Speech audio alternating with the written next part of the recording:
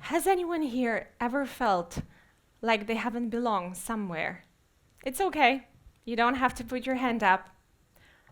I think there is at least one person in this room who feels like they don't belong right here. And I say this because this person is probably me. Hi, my name is Liza, and I want to talk about belonging. When I meet new people, there is one question that I always dread, and that question is, where are you from? In most cases, it's an innocent question, but it implies that the person asking this question identifies me immediately as foreign.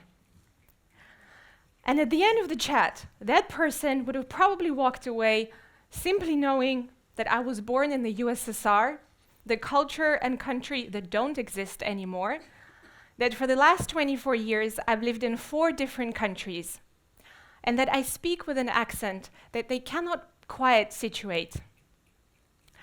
Being foreign has defined my entire identity. I've always been the other, the girl from Eastern Europe, the girl who spoke with an accent. And foreignness is something we're usually afraid of, or simply something we don't understand. But what I want to speak about today is how this otherness can help us navigate the world we live in today. Because today, we live in a world that's defined by unpredictability and change. And I believe that we need a new toolbox if we want to make it work. Now, let me take you back to the year 1996. My parents decided to emigrate, and here I am, a new girl in the school. I have no idea what the references to the games and films are. I don't know the lyrics to the songs. I'm totally lost with the school bus politics. I am an outsider. And when you don't know what's cool or not, that's social suicide in the school world, right? And on one of the first days of school, I come there wearing socks and sandals to see the entire class erupt with this thunderstorm of laughter, pointing fingers at me. I have no idea what's wrong. Where I'm from, there is nothing wrong with socks and sandals. And the journey that followed was a bit of a roller coaster. As any young person, I really wanted to belong, even if it was a foreign environment.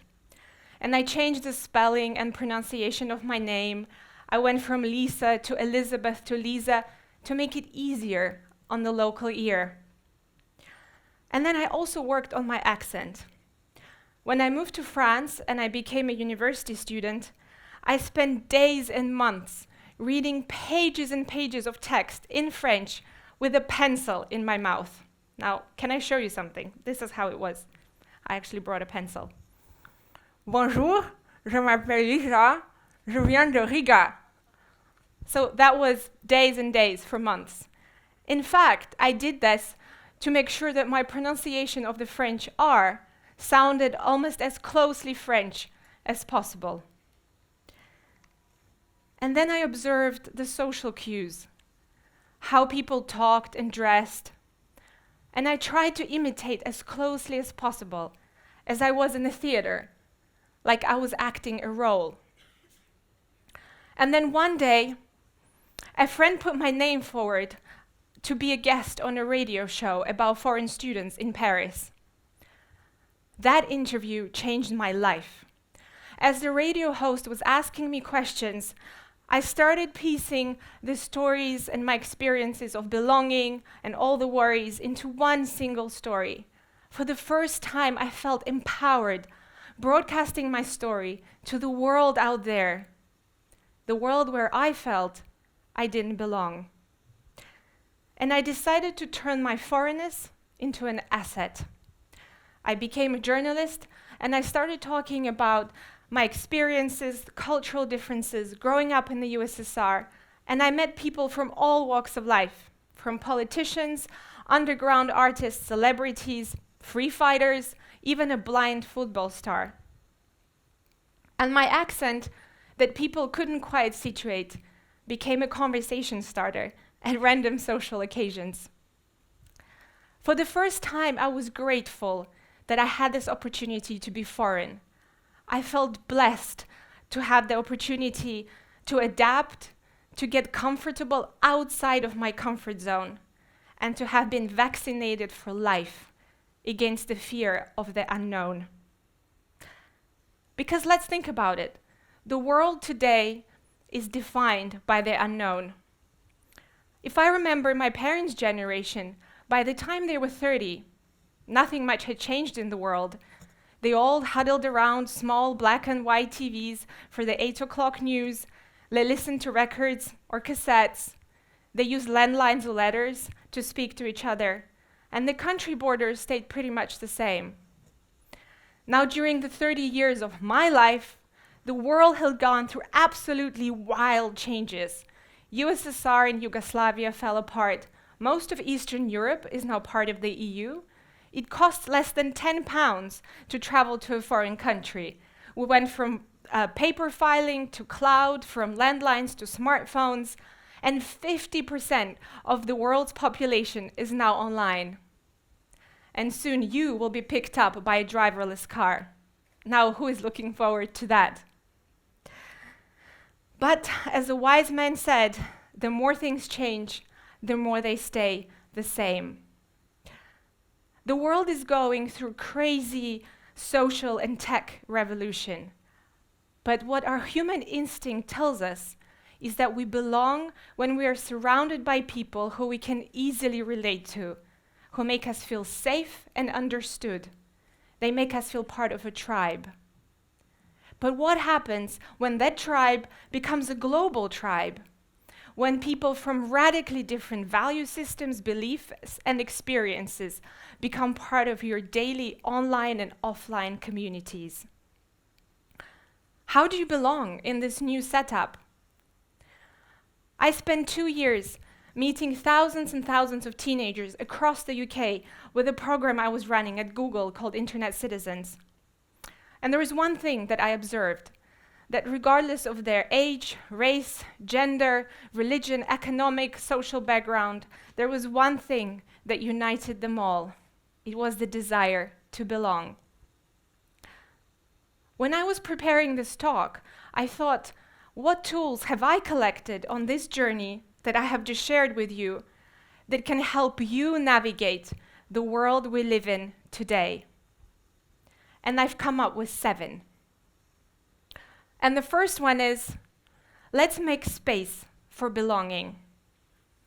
We come to our schools, universities, offices from so many different backgrounds, with so many different stories.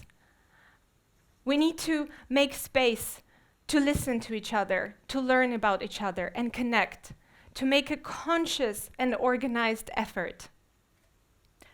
And then the second tool is, let's just simply talk about it.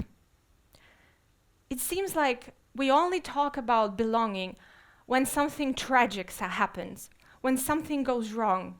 Am I right? Surely we can make the space for this conversation in times of peace, every day. And then the third tool is, look for the hidden histories. The hidden histories. I've been through 4 schooling curriculums, and they all teach history as us versus them. It's all about invasions, occupations, one group of people taking over another group of people, and imposing with a lot of violence its customs. Yet what we don't teach in schools is the history of reconciliation. And I found out about this only a few years ago. I went to work in Rwanda, in East Africa. This country came to the global attention in 1994 during the genocide against the Tutsis, when the neighbors and families were turned against each other with incredible brutality. And this is what we learn about in history books.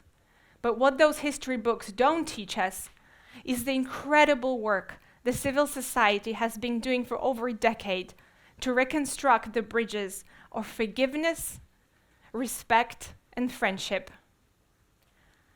And I want more of these stories to be known to the world, because we hear enough about war. And the fourth tool is get out. And I really mean it. Get out into the real world. We have gotten so comfortable online. We feel like we've been places, seen things, done loads of stuff. But have we really? Think about it. Have we really? So buy a ticket. Go and speak to someone from a completely different background to yours. And see, maybe you'll find more in common than you thought. And if you didn't, you would have learned something about yourself and the world. You have absolutely nothing to lose. Hang on tight. We have just 3 more tools left. And the 5th one is, you'll love it, get creative. Sometimes it's awkward to share each other's stories, just like that. But art, such as dance, music, theater, stand-up comedy, it's an authentic way for us to share stories with each other and get under each other's skin. So get creative and support someone who makes art, because that's the bridge you're going to walk from otherness to deep, deep empathy. And the 6th tool is just breathe and relax. Because the hardest bridge for all of us to walk over is the one that leads us to our own minds. We're very good at running away from ourselves. We've went on the highest mountain, we've gone into space, we walked on the moon. Yet the conversation about meditation is still a taboo. A lot of us think that it's this weird thing hippies do, or a bizarre religious practice. But all it is a practice of observing your mind. If you think that you're in control of yourself, just focus on your breath for 1 minute and see what happens. Your mind is just going to start drifting. So how can we belong if we're not even in control of our own feelings and our own emotions? And the final 7th tool we got there is get uncomfortable. Let me remind you where this conversation started. I began my talk by confessing that most of my life I felt like I didn't belong, and I turned it into an asset. I acknowledge that this world is changing, and it's a scary thing. So instead of being pushed out into the unknown, I urge you to take a conscious step and take this journey, because this is where your power comes from. Thank you.